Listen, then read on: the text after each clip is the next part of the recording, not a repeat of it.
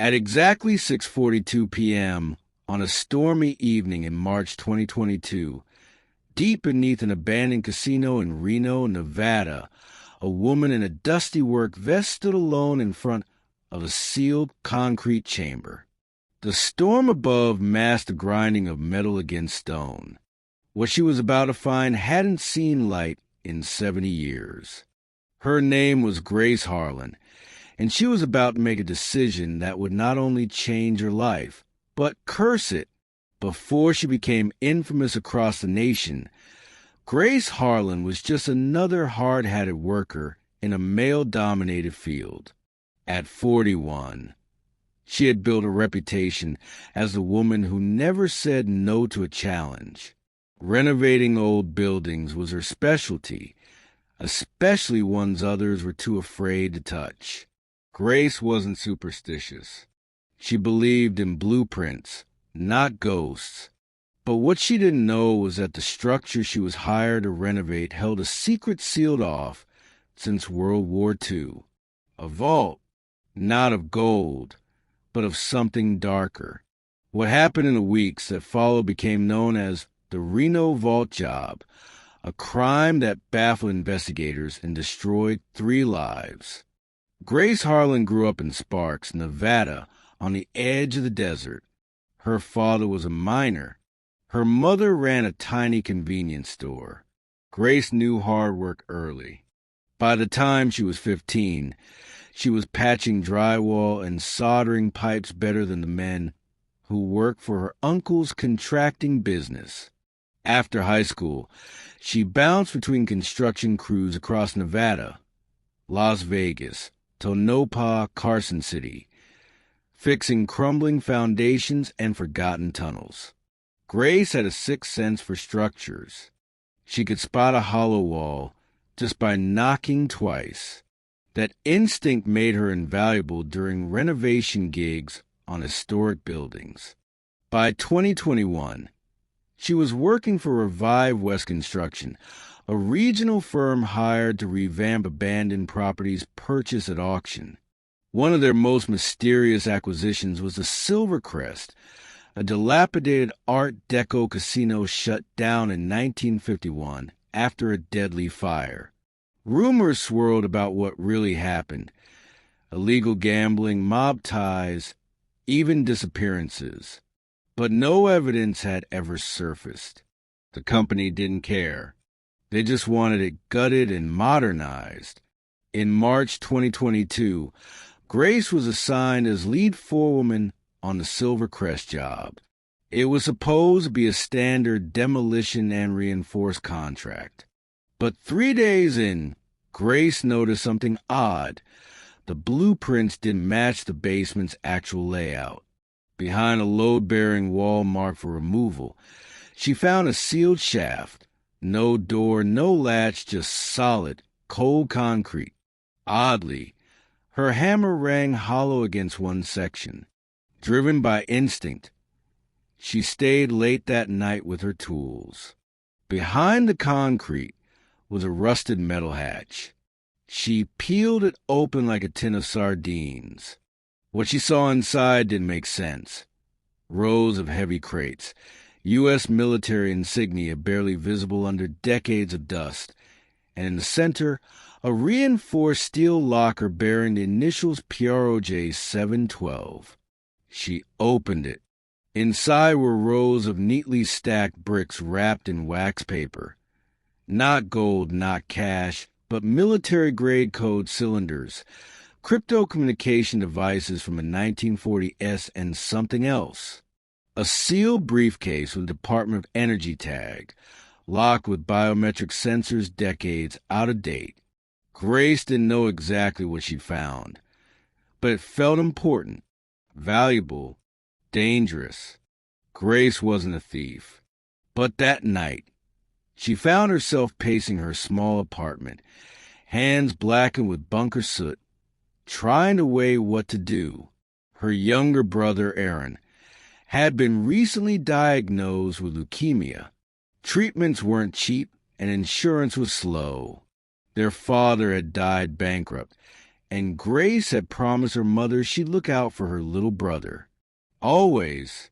So when she opened one of the wax cylinders and found what looked like platinum microfilaments embedded in Cold War tech, she made a decision.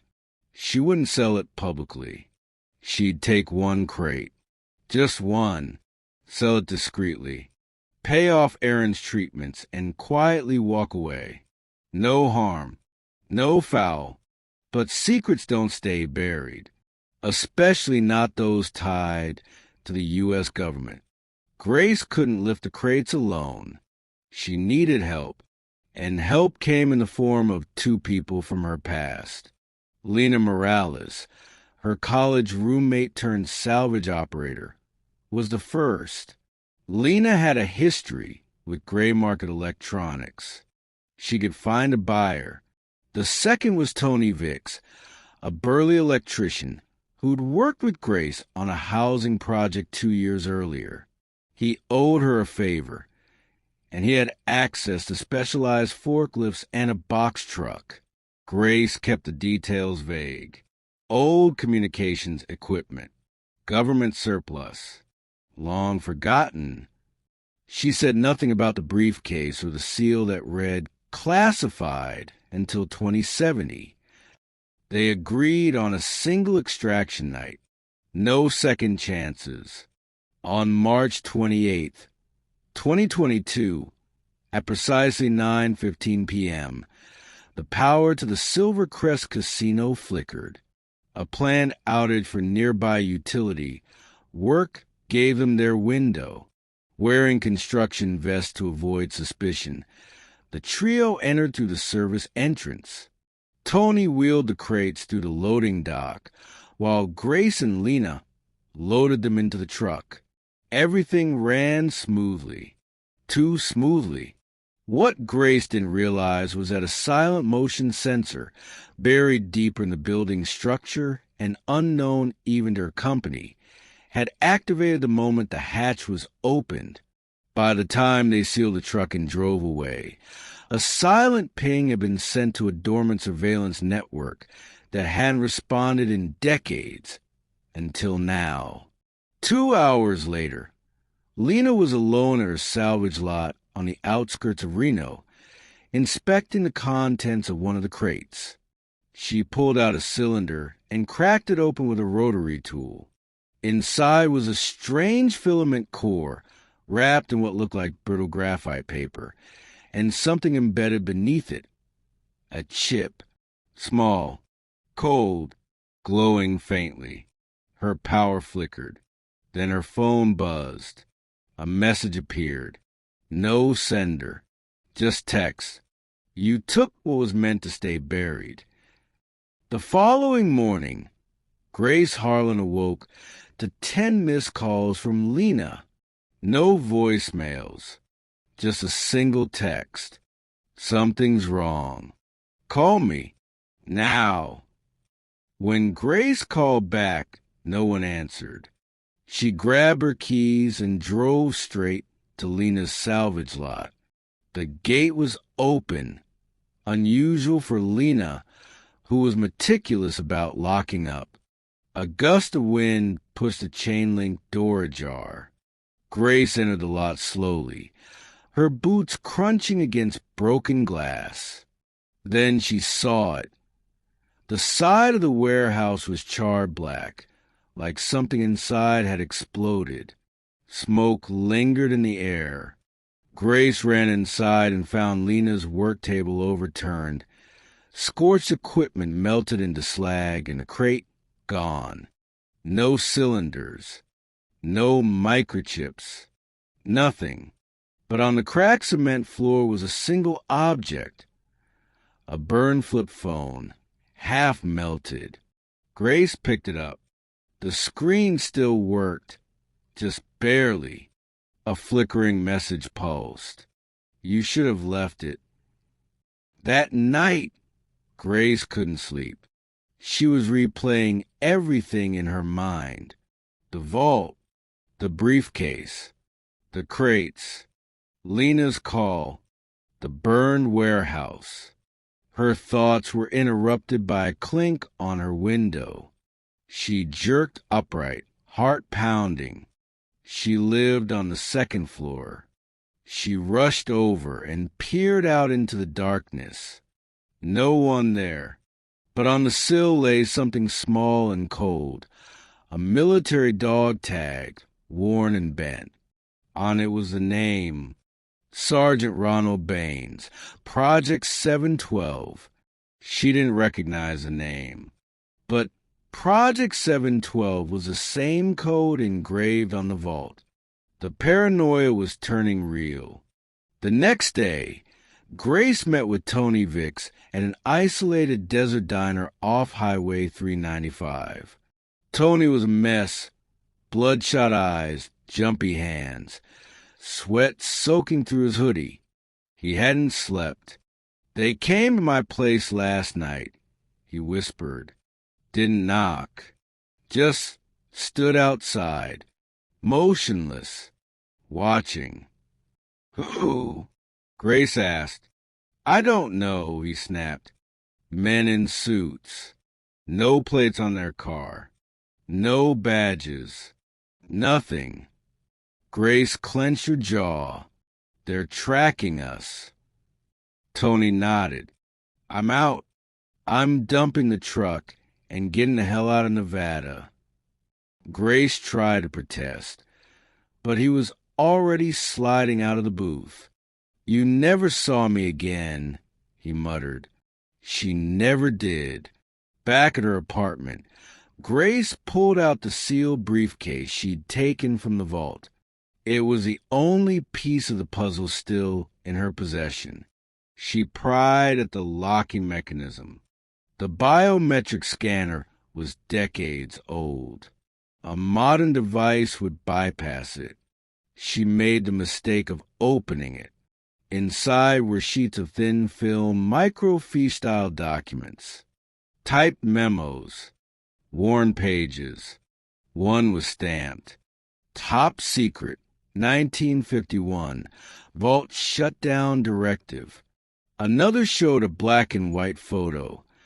5 men in military uniforms standing in the same underground chamber Grace had found. Only 4 of the men were labeled. The 5th, his face scratched out, was labeled "Unknown Operator. Died 36 hours post-exposure." Beneath that, a note, "Do not reopen under any circumstances." 3 nights later, Grace's mother, Darla, showed up unannounced. She was pale, shaking. "Have you been online today?" Darla asked. Grace nodded slowly. "Why?" Darla held out her phone. A news alert flashed. "Mysterious fire destroys salvage yard in Reno. Cause undetermined. Sources say FBI agents were seen on site." "Lena?" Grace whispered. Darla didn't answer. She just stared. "You found something, didn't you? Something bad." Grace hesitated. "I think I might have." Her mother sat down heavily. "Your father once told me there were things buried out here that were never meant to come back up. He worked that land. He knew about old tunnels under Reno. Said some weren't built by us. Not all of them, anyway." "What are you talking about?" Grace asked. Her mother looked her dead in the eye. "I think you need to put it back." On April 2nd, Grace drove alone to the construction site at Silvercrest. The entire area was now cordoned off. Surveillance trailers had been rolled in. A large black van sat in the parking lot, engine cold. She watched from her car, binoculars in hand. Men in dark jackets, no company logos, patrolled the perimeter. Grace counted 5 of them, maybe more inside. She couldn't get close. She didn't know if they were government agents or something else. The briefcase sat in her trunk, covered in blankets. It was humming. She had to make a decision. That night, Grace's apartment was broken into. The door wasn't kicked in. The lock wasn't forced. But every drawer was open. Her laptop gone. So was the briefcase. The only thing left behind was a single sheet of paper, typed old, yellowed, Project 712. Containment breach protocol activated. Grace knew what that meant. The vault was awake again. And now it wasn't just about what she took. It was about what she released. Grace Harlan didn't return to her apartment. She knew she was being followed. Every time she turned a corner in Reno's old district, a black SUV would appear somewhere behind her. She tossed her phone into a storm drain, ditched her car in a casino parking garage, and disappeared into the chaos of tourists and slot machines. For 2 nights, she slept in her work truck, parking behind abandoned storage units just outside the city. She never stayed in the same spot twice. She was a ghost now, off the grid but haunted. And then Aaron called. Her brother's voice was shaky, scared. Grace, 2 men came of moms, said they were with something called the Department of Strategic Logistics. They asked about you. They had photos of the vault, of Lena. They knew where I worked. They knew about my treatments. Grace's blood ran cold. They said if I talked to you again, I could lose my job. Or worse. She hung up before she could speak. She knew what this was now. Project 712 wasn't just a military storage site. It was a secret buried so deep that even talking about it invited danger. And she had stolen from it. Desperate and running out of options, Grace reached out to an old military contact, Natalie Briggs, a former logistics officer who'd once helped Grace with permits on a pipeline project. They met at dawn at an abandoned way station off I-80. Natalie came alone. No uniform, just sunglasses and a leather folder. "This is bigger than you, Grace," Natalie said, sliding her the file. Inside were declassified snippets, nothing concrete, but enough to fill in the blanks. Project 712 had been a post-war containment facility, not for gold or weapons, but prototype tech, classified communications experiments tied to early quantum field resonance. Rumors said the project had gone wrong. People exposed to it died. Others changed. The vault wasn't just storage. It was a cage. You triggered a response by opening it, Natalie said. And now they're trying to bury it again fast. Grace drove deep into the Nevada desert, heading for an unmarked quarry once used by the military. She brought the only thing she had left, one of the micro-cylinders she kept hidden in her glove box. It had been buzzing faintly since Lena died. She dug a hole with her hands, 3 feet down, next to a rusted fuel tank long forgotten by time, and buried the device beneath sand and stone. As she stood up, she noticed a silence. No birds, no wind, just static buzzing inside her head. Then it stopped. Grace didn't know if it was over, but she knew what she had to do next. 3 days later, Grace Harlan walked into a federal building in Sacramento and turned herself in. She refused to say much, only that she had taken something she wasn't supposed to, that others had died, that there was still danger. The agents who processed her didn't smile. They didn't joke. They simply placed her in a holding cell and confiscated her belongings. she was never officially charged. Instead, she disappeared from public records. 2 months later, Lena Morales was declared deceased in a warehouse fire. Tony Vicks was reported missing, last seen driving toward Elko. Grace's brother, Aaron, stopped answering calls and moved out of state. And the Silver Crest renovation project? Quietly canceled. The entire structure was demolished by government contractors. No public permits. No press. Just dust. By 2023, whispers of the Reno vault began circulating on conspiracy forums and in darknet chat rooms.